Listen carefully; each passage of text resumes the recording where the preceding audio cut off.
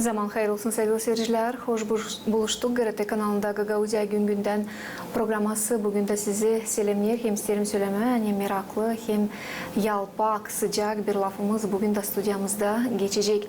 Misafirimiz şansora stüdyamızda bulunur. Hem teklif ederim size de bizimle birlikte bugün de olasınız. Bir iki kapıma ayrılır. Stüdyamıza döndüğünün ben tanıştıracağım sizi bizim bugünkü misafirimizle. Kalın bizimle.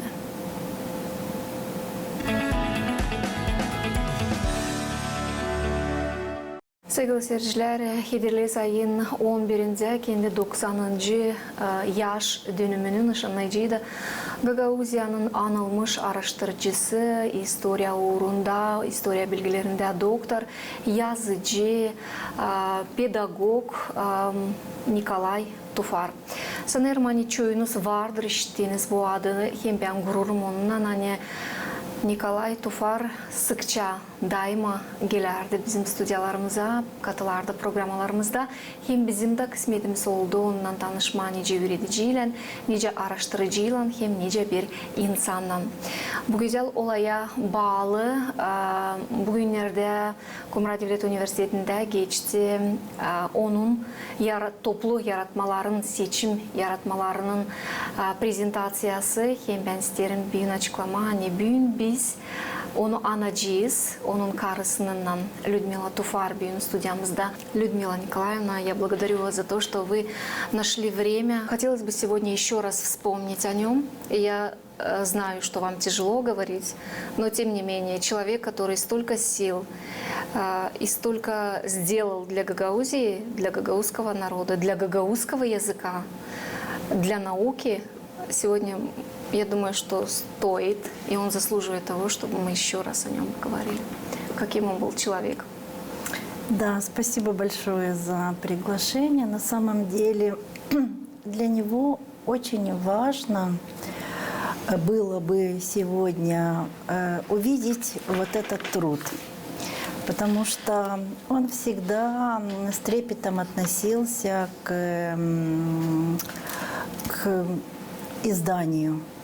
Потому что он всегда говорил, что богатство человека – это вот его труды, то, что он оставляет после себя. Он был очень скромный, он никогда не просил каких-то должностей, каких-то регалий, каких-то званий. Для него всегда важно было, чтобы язык, его родной язык, язык его Гагаузии, чтобы звучал как можно чаще, потому что он всегда говорил, что такой красивый гагаузский язык, вот ни с одним языком не сравнить. Вот эти буквы «ё», вот это «я», вот такой он мелодичный, такой певучий, такой значимый, очень значимый в жизни гагаузов. Конечно, сейчас он бы, наверное, немножко огорчился, что все реже звучит гагаузская речь в семьях, все реже можно увидеть или вообще нет ни вывесок на гагаузском языке, нет, ну, может быть, даже должного внимания со стороны властей гагаузскому языку. Но то, что было в его силах, он это делал, он писал, совместно мы издавали его труды. И ну, я уверена, что наследие достойное он оставил для сегодняшнего поколения, для будущих деток, которые будут изучать язык. Я все-таки надеюсь, что в дальнейшем гагаузскому языку будет уделяться должное внимание для того, чтобы в каждой семье в Гагаузии, в каждом городе в населенном пункте были вывески на гагаузском языке, были названия улиц имени гагаузских ученых, воинов, которые отдали им жизни, в общем, людей, которые прославляли Гагаузию, потому что вот едешь или смотришь там карту населенного пункта и видишь вывески на русском языке. Улица названа в честь писателей, каких-то ученых, но не гагаузов. Поэтому это вот, я думаю, что ему не понравилось бы. Конечно, сегодняшнее событие, которое прошло в Камрадском государственном университете, которое было организовано научным центром имени Марии Васильевны Маруневич, собрало людей, которые работали с Николаем Харлампичем, которые учились у него, которые просто когда-то общались. Знали, да. Пользуясь случаем, хочется выразить огромную благодарность научно-исследовательскому центру и лично директору Ирине Анатольевне за издание вот этого сборника произведений Николая Харлампича, потому что я вот повторюсь и скажу, что для него вот это настоящая дань уважения, потому что не нужны никакие регалии, не нужны никакие другие награды. Вот это произведение. Конечно, еще очень много есть у нас архивного материала, которые мы потихонечку перерабатываем, изучаем. И я думаю, что к следующему юбилею выйдет еще одна книга, еще одни рассказы с рассказами, которые когда-то были написаны его рукой. А есть такие монографии, которые не опубликованы еще? Монографии или рукописи, которые не опубликованы еще нигде? Очень много есть, но, к сожалению, дочка учится, сын сейчас его за границей, и нет физической возможности переработать вот этот материал, но у него очень много есть. Знаете, когда вот мы с ним познакомились, так получилось, что мне было 34, ему 64, и началась совместная жизнь. И вот он ходит, что-то делает там по дому, возникла у него какая-то идея, он тут же пошел за стол, сел и пару предложений написал, чтобы не потерять эту мысль, не забыть. И потом, когда было свободное время, он развивал, и очень много есть материала архивного, который, я думаю, со временем мы его доработаем, и будет выпущена еще одна книга. Людмила, мы сейчас поговорим об этой книге более детально, но я хочу одну заметить, да, что вы сейчас разговариваете, вот прям как Николай Харлампич разговаривал, спокойно, не торопясь, объясняя. И вот я сейчас вспомнила, когда он бывал у нас в студии, я тогда вела программу «Йены Гюн», и стол прям стоял вот там, где сейчас находитесь вы, за вашей спиной, и вот я прям представила, как он сидит сейчас, и вы рассказываете, как будто он вот спокойно, не торопясь, все детально. То есть такой Сегодня вот человек. Алена вот на этой встрече, не помню, кто из выступающих сказал, что вокруг Николая Харлампиевича, в окружении, где бы он ни был, никогда не было шума, никогда не было склок, никогда не было повышенных тонов, никогда не было зависти или еще чего-то. То есть он таким был человеком, что излучал вот это все положительное и заряжал всех людей, которые находились в его окружении. И невозможно, когда человек ведет себя так, по-интеллигентному. Невозможно вести себя по-другому. Вот так у нас было и в семье. У нас не было никогда, вот мы с ним прожили 18 лет, никогда не было повышенных тонов.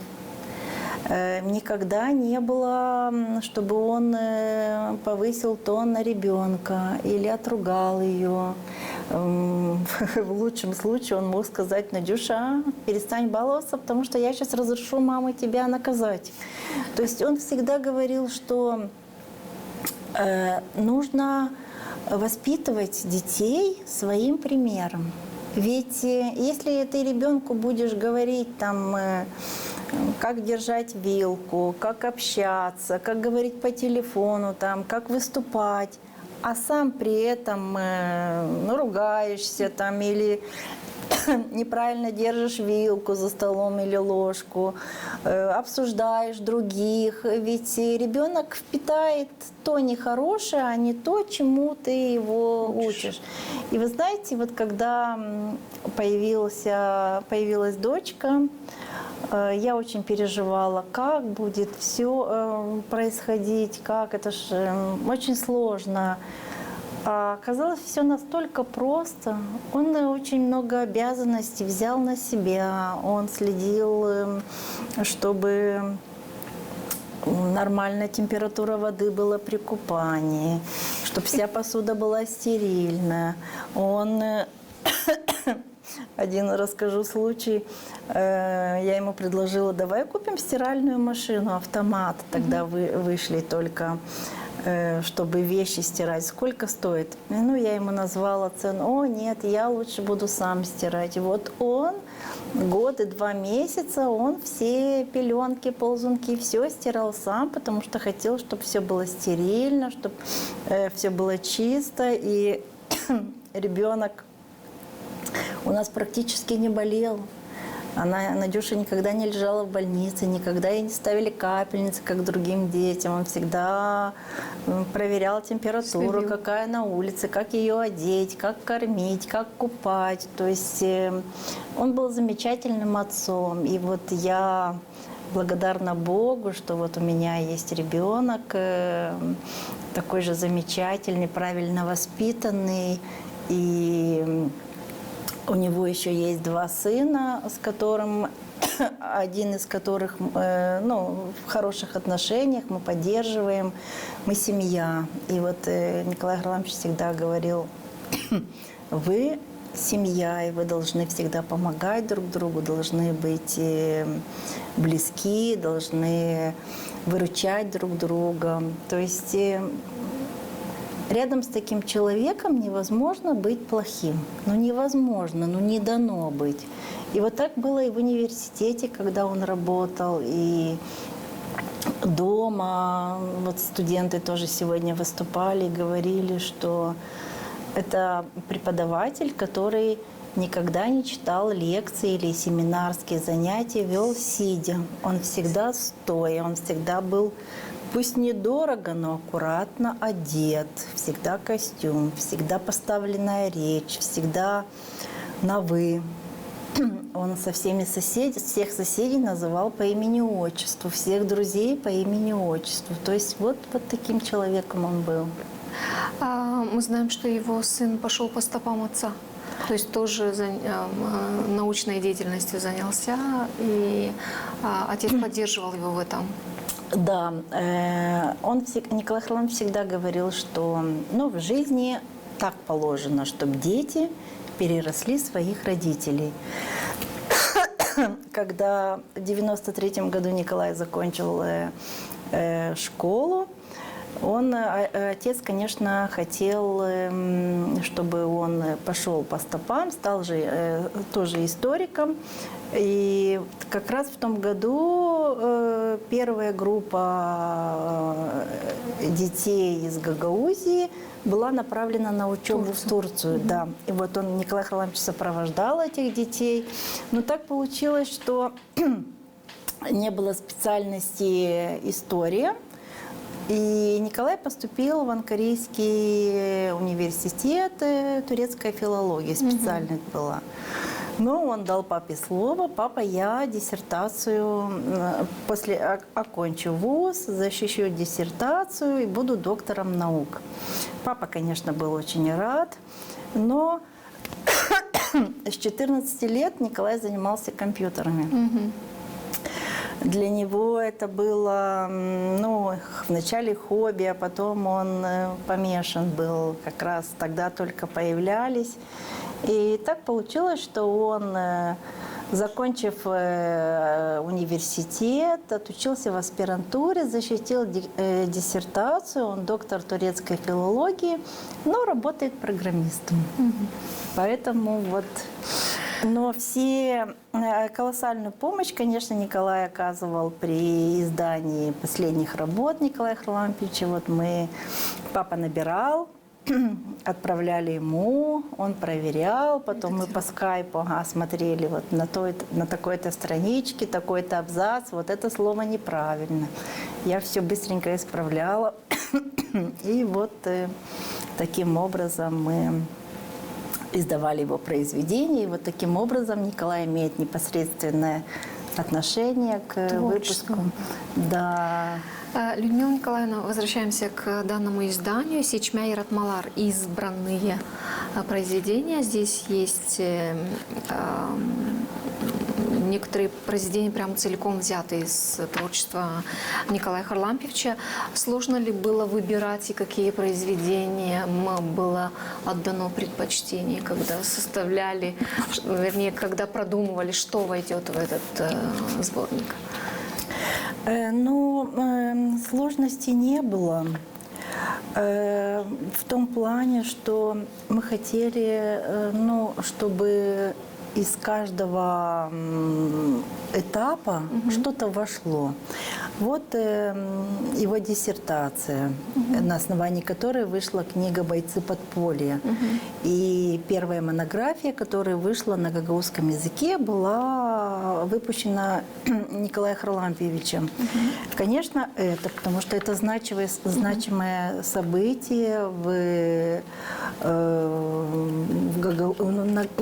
это выпуск книги на гагаузском языке. Саклы Джингчиляр. Да, Саклы Джингчиляр.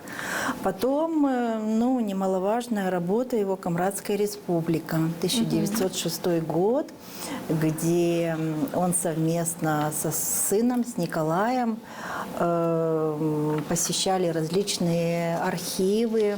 И позже была написана эта монография. И что интересно, что во всех вот таких исследовательских работах Николай Харлампиевич опирался только на данные архива. Он никогда не брал материал вот с какой-то другой книги, какого-то другого автора, или кто-то там вот сказал, что вот так-то было. Нет. Он ходил в архив, находил тот или иной материал, и только на основании архивных данных он публиковал работу. Потом, знаете, был период, когда Надюша подросла немножко, и очень много стихов для детей было написано им.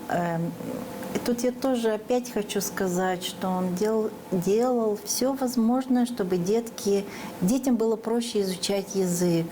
Вот у него был на каждую букву алфавита гагаузского был стишок, четверостишье. На каждый месяц года, день недели у него был какой-то стишок. Вот. И мы решили издать такую книжку для деток, красочную, чтобы как-то завлечь изучение языка. Потом у него выпустили мы книгу к повести его «Невыдуманные рассказы». вот это. То есть попытались, чтобы это была книга на разного читателя. Кто, допустим, занимается историей, пожалуйста. Кто занимается филологией, пожалуйста.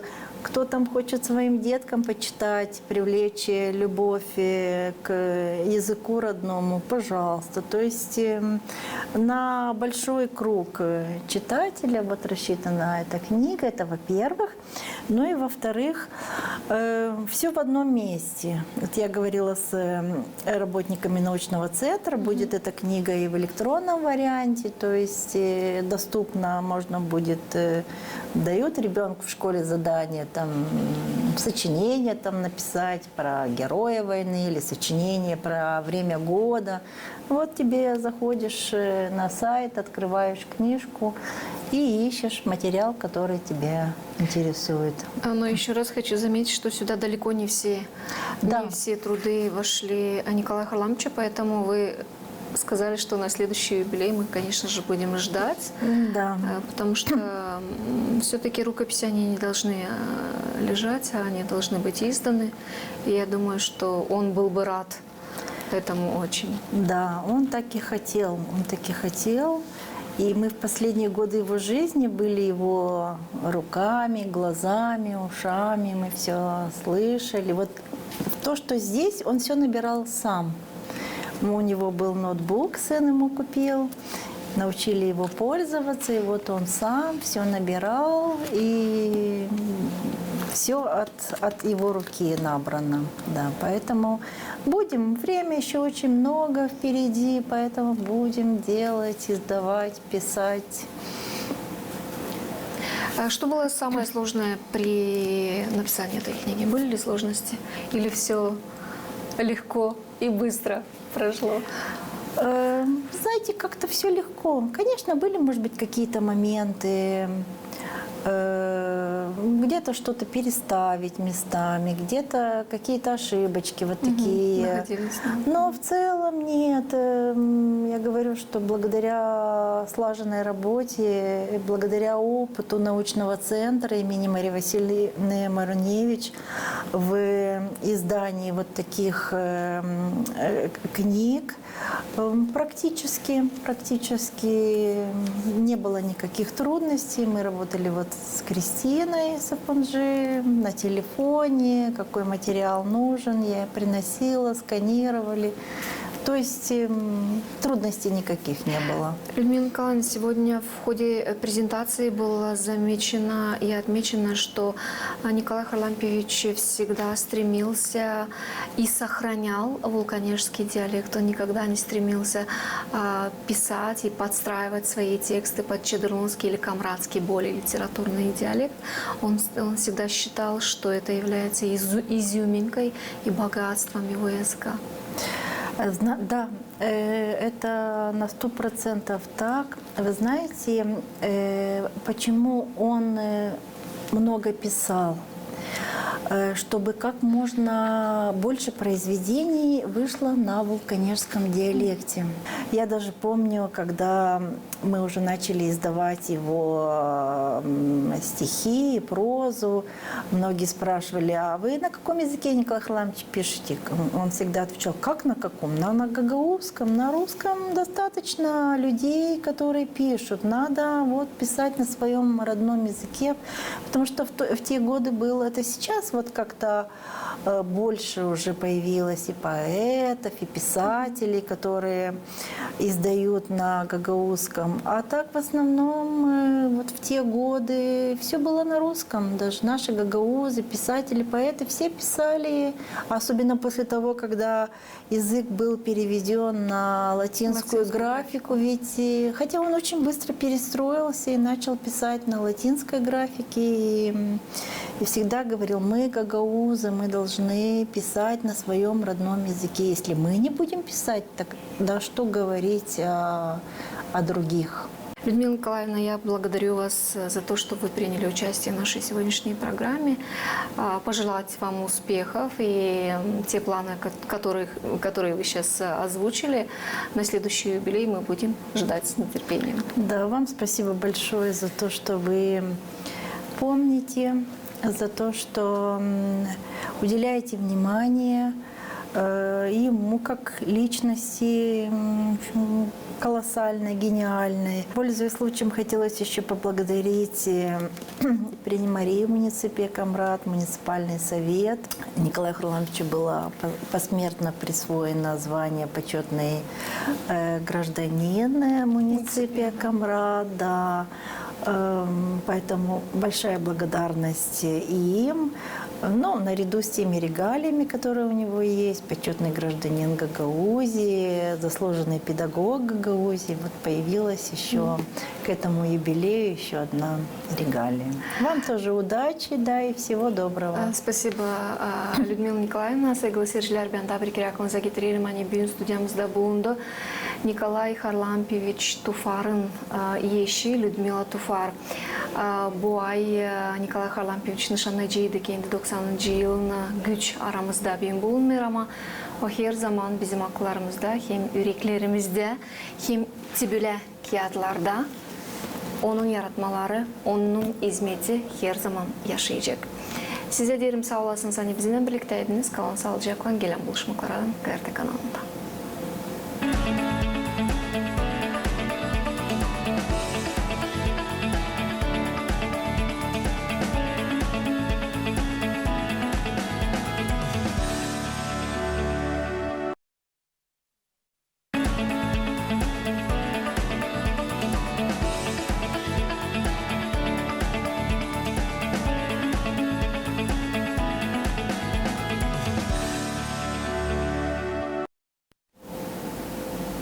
Zaman hayırlı olsun sevgili seyirciler. Hoş buluştuk. GRT kanalında Gagauzya gün günden programması. Bugün de sizi selamlar. Hem isterim söyleme, hem meraklı, hem yalpak, sıcak bir lafımız bugün de stüdyamızda geçecek. Misafirimiz şansora stüdyamızda bulunur. Hem teklif ederim size de bizimle birlikte bugün de olasınız. Bir iki kıpıma ayrılır. Stüdyamıza döndüğünde ben tanıştıracağım sizi bizim bugünkü misafirimizle. Kalın bizimle.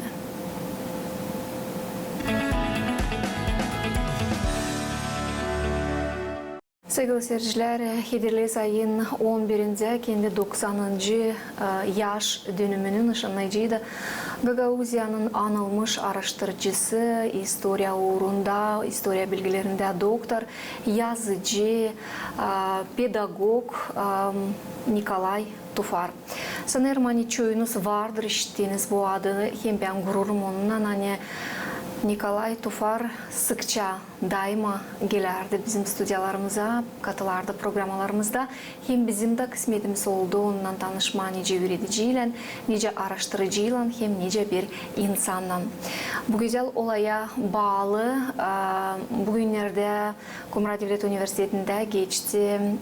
Onun toplu yaratmaların, seçim yaratmalarının prezentasyası. Hem ben isterim bir açıklama. Hani bugün biz onu anacağız, onun karısından Людмила Туфар бюн студиямызда. Людмила Николаевна, я благодарю вас за то, что вы нашли время. Хотелось бы сегодня еще раз вспомнить о нем. Я знаю, что вам тяжело говорить, но тем не менее человек, который столько сил и столько сделал для Гагаузии, для гагаузского народа, для гагаузского языка, для науки, сегодня я думаю, что стоит, и он заслуживает того, чтобы мы еще раз о нем поговорили. Каким он был человек. Да, спасибо большое за приглашение. На самом деле для него очень важно было бы сегодня увидеть вот этот труд, потому что он всегда с трепетом относился к изданию, потому что он всегда говорил, что богатство человека – это вот его труды, то, что он оставляет после себя. Он был очень скромный, он никогда не просил каких-то должностей, каких-то регалий, каких-то званий. Для него всегда важно было, чтобы язык, его родной язык, язык его Гагаузии, чтобы звучал как можно чаще, потому что он всегда говорил, что такой красивый гагаузский язык, вот ни с одним языком не сравнить. Вот эти буквы «ё», вот это «я», вот такой он мелодичный, такой певучий, такой значимый, очень значимый в жизни гагаузов. Конечно, сейчас он бы, наверное, немножко огорчился, что все реже звучит гагаузская речь в семьях, все реже можно увидеть или вообще нет ни вывесок на гагаузском языке, нет, ну, может быть, даже должного внимания со стороны властей к гагаузскому языку. Но то, что было в его силах, он это делал, он писал, совместно мы издавали его труды. И я уверена, что наследие достойное он оставил для сегодняшнего поколения, для будущих деток, которые будут изучать язык. Я все-таки надеюсь, что в дальнейшем гагамузскому языку будет уделяться должное внимание для того, чтобы в каждой семье в Гагаузии, в каждом городе, в населенном пункте были вывески на гагаузском языке, были названия улиц имени гагаузских ученых, воинов, которые отдали жизни, в общем, людей, которые прославляли Гагаузию, потому что вот едешь или смотришь там карту населенного пункта и видишь вывески на русском языке. Улица названа в честь писателей, каких-то ученых, но не гагаузов. Поэтому это вот, я думаю, что ему не понравилось бы.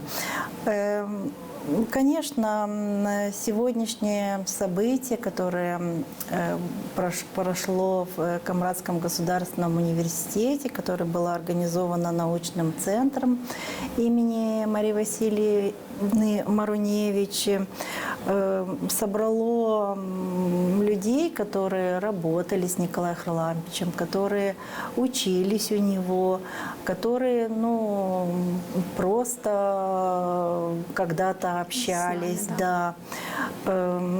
Пользуясь случаем, хочется выразить огромную благодарность научно-исследовательскому центру и лично директору Ирине Анатольевне за издание вот этого сборника произведений Николая Харлампича, потому что я повторюсь и скажу, что для него вот это настоящая дань уважения, потому что не нужны никакие регалии, не нужны никакие другие награды. Вот это произведение. Конечно, еще очень много есть у нас архивного материала, которые мы потихонечку перерабатываем, изучаем. И я думаю, что к следующему юбилею выйдет еще одна книга, еще одни рассказы с рассказами, которые когда-то были написаны его рукой. А есть такие монографии, которые не опубликованы еще? Монографии или рукописи, которые не опубликованы еще нигде? Очень много есть, но, к сожалению, дочка учится, сын сейчас его за границей, и нет физической возможности переработать вот этот материал, но у него очень много есть. Знаете, когда вот мы с ним познакомились, так получилось, что мне было 34, ему 64, и началась совместная жизнь. И вот он ходит, что-то делает там по дому, возникла у него какая-то идея, он тут же пошел за стол, сел и пару предложений написал, чтобы не потерять эту мысль, не забыть.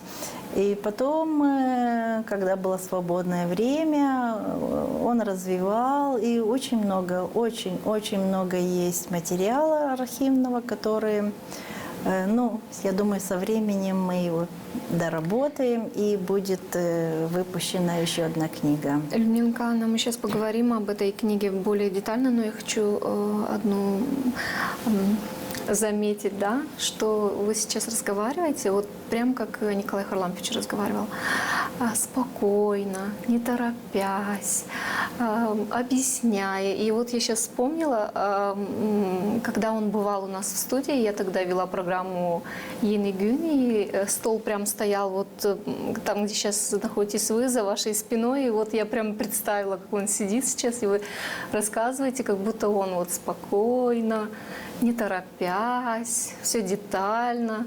То есть такой Сегодня вот человек. Алена вот на этой встрече, не помню, кто из выступающих сказал, что вокруг Николая Харлампьевича, в окружении, где бы он ни был, никогда не было шума, никогда не было склок, никогда не было повышенных тонов, никогда не было зависти или еще чего-то. То есть он таким был человеком, что излучал вот это все положительное и заряжал всех людей, которые находились в его окружении.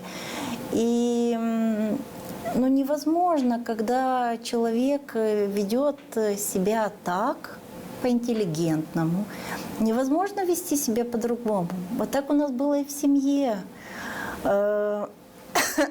У нас не было никогда, вот мы с ним прожили 18 лет, никогда не было повышенных тонов. Никогда не было, чтобы он повысил тон на ребенка или отругал ее. В лучшем случае он мог сказать: Надюша, перестань баловаться, потому что я сейчас разрешу маме тебя наказать. То есть он всегда говорил, что нужно воспитывать детей своим примером. Ведь если ты ребенку будешь говорить там, как держать вилку, как общаться, как говорить по телефону, там, как выступать, а сам при этом ругаешься там, или неправильно держишь вилку за столом или ложку, обсуждаешь других. Ведь ребенок впитает то нехорошее, а не то, чему ты его учишь. И вы знаете, вот когда появилась дочка, я очень переживала, как будет все происходить, как это же очень сложно. А оказалось, все настолько просто.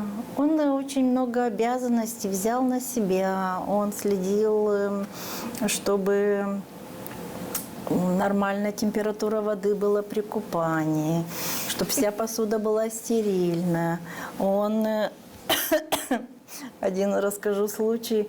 Я ему предложила: давай купим стиральную машину, автомат. Тогда вышли только, чтобы вещи стирать. Сколько стоит? Я ему назвала цену. О, нет, я лучше буду сам стирать. И вот он год и 2 месяца, он все пеленки, ползунки, все стирал сам, потому что хотел, чтобы все было стерильно, чтобы все было чисто. И ребенок у нас практически не болел. Надюша никогда не лежала в больнице, никогда ей не ставили капельницы, как другим детям. Он всегда проверял температуру, какая на улице, как ее одеть, как кормить, как купать. То есть он был замечательным отцом. И вот я благодарна Богу, что вот у меня есть ребенок такой же замечательный, правильно воспитанный. И у него еще есть 2 сына, с которым один из которых в хороших отношениях, мы поддерживаем, мы семья. И вот Николай Харлампьевич всегда говорил: вы семья, и вы должны всегда помогать друг другу, должны быть близки, должны выручать друг друга. То есть рядом с таким человеком невозможно быть плохим. Невозможно, не дано быть. И вот так было и в университете, когда он работал, и дома. Вот студенты тоже сегодня выступали и говорили, что Это преподаватель, который никогда не читал лекции или семинарские занятия, вел сидя. Он всегда стоя, он всегда был, пусть недорого, но аккуратно одет, всегда костюм, всегда поставленная речь, всегда на «вы». Он со всеми всех соседей называл по имени-отчеству, всех друзей по имени-отчеству. То есть вот таким человеком он был. Мы знаем, что его сын пошел по стопам отца. То есть тоже научной деятельностью занялся, и отец поддерживал его в этом.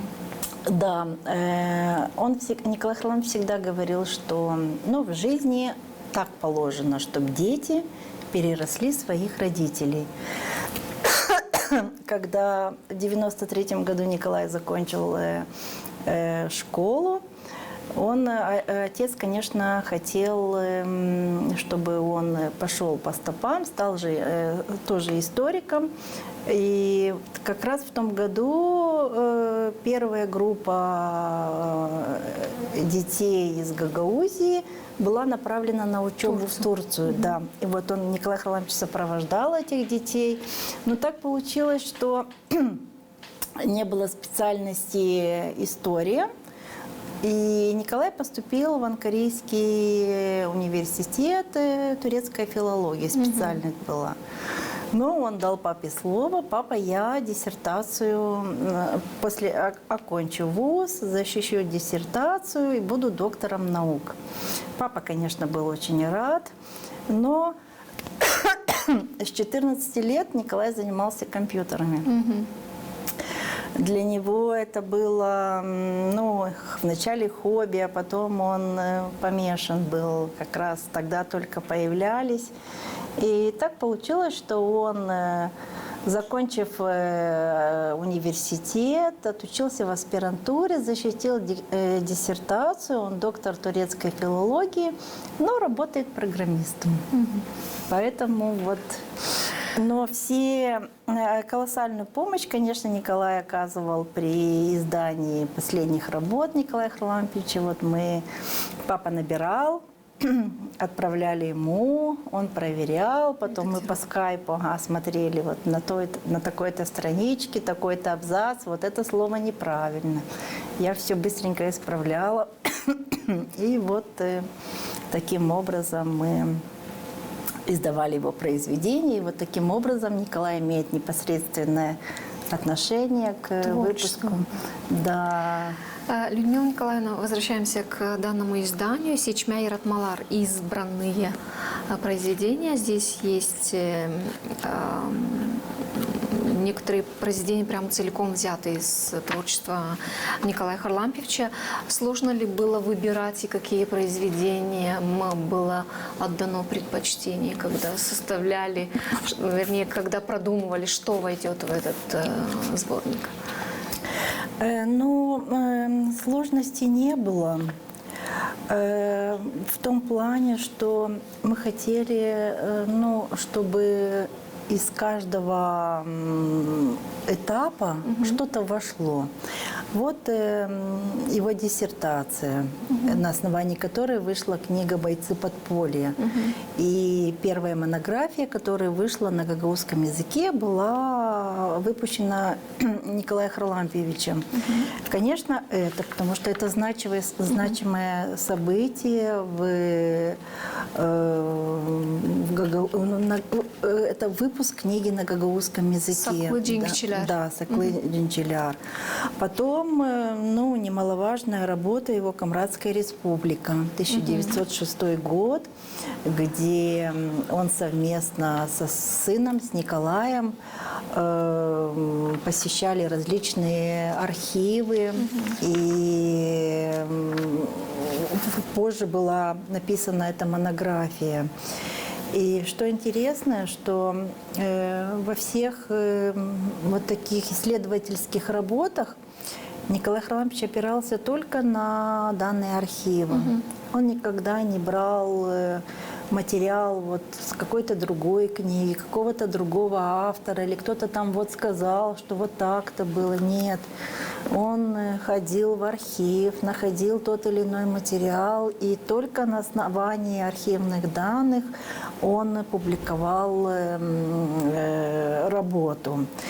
Потом, знаете, был период, когда Надюша подросла немножко, и очень много стихов для детей было написано им. И тут я тоже опять хочу сказать, что он делал все возможное, чтобы детям было проще изучать язык. Вот у него на каждую букву алфавита гагаузского был стишок, четверостишье. На каждый месяц года, день недели у него был какой-то стишок. Вот. И мы решили издать такую книжку для деток, красочную, чтобы как-то завлечь изучение языка. Потом у него выпустили мы книгу к повести его «Невыдуманные рассказы». Вот это. То есть попытались, чтобы это была книга на разного читателя. Кто, допустим, занимается историей, пожалуйста. Кто занимается филологией, пожалуйста. Кто там хочет своим деткам почитать, привлечь любовь к языку родному, пожалуйста. То есть на большой круг читателя рассчитана эта книга, это во-первых. Ну и во-вторых, все в одном месте. Вот я говорила с работниками научного центра, будет эта книга и в электронном варианте, то есть доступно можно будет, дают ребенку в школе задание, там, сочинение там написать про героя войны или сочинение про время года. Вот тебе заходишь на сайт, открываешь книжку и ищешь материал, который тебя интересует. Но еще раз хочу заметить, что сюда далеко не все труды вошли Николая Харламовича, поэтому вы сказали, что на следующий юбилей мы, конечно же, будем ждать. Да. Потому что все-таки рукописи, они не должны лежать, а они должны быть изданы. И я думаю, что он был бы рад этому очень. Да, он так и хотел.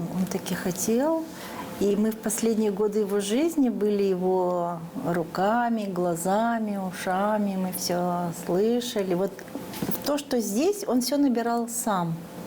У него был ноутбук, сын ему купил, научили его пользоваться, и вот он сам все набирал, и все от его руки набрано. Да, поэтому время еще очень много впереди, поэтому будем делать, издавать, писать. А что было самое сложное при написании этой книги? Были ли сложности? Или все легко и быстро прошло?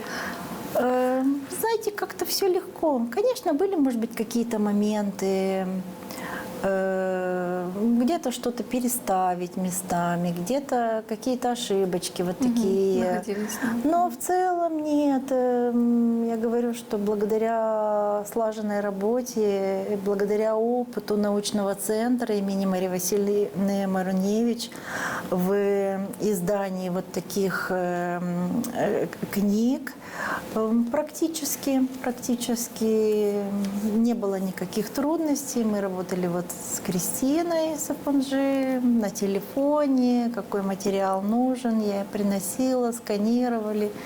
То есть трудностей никаких не было. Людмила Николаевна, сегодня в ходе презентации было замечено и отмечено, что Николай Харлампиевич всегда стремился и сохранял вулканежский диалект. Он никогда не стремился писать и подстраивать свои тексты под чедерлунский или камрадский, более литературный диалект.